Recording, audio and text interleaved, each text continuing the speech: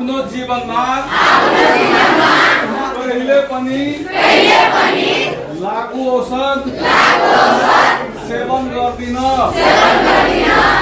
अरूलाई पनि लागू औषध सेवन गर्न प्रेरणा दिदिन। समाजले लागू औषध सेवन गर्छ भने त्यसलाई हामी सम्झाउने काम गर्छौं। यो क्लासमा सिकेको लागू औषध सम्बन्धी सबै ज्ञान गुण आफ्ना इष्ट मित्र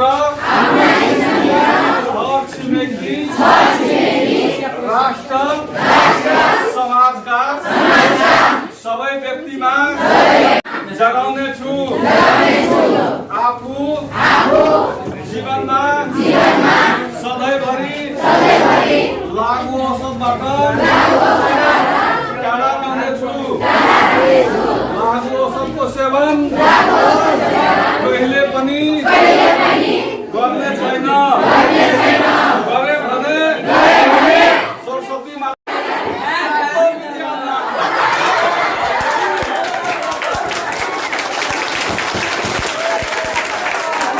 संसारमा किन जन्मेको है यो प्रश्न गर्नुभयो भने यसको धेरै उत्तर तपाईं आफै खोज्न सक्नुहुन्छ।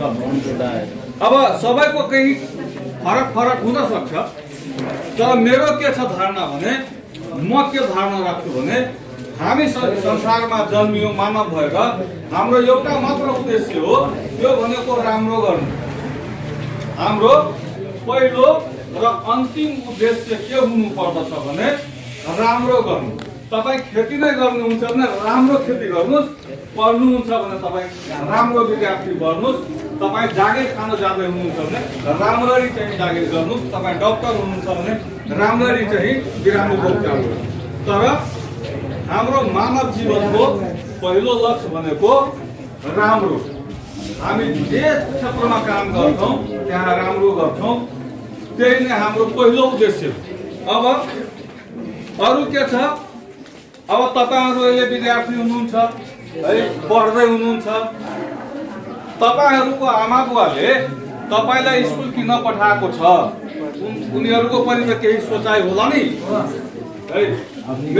मेरो छोराछोरी स्कुल जान्छ, पढ्छ, राम्रो मान्छे बन्छ, त्यसैको लागि त पठाएको हो नि है। तपाईको होला अहिले लागू औषध सेवन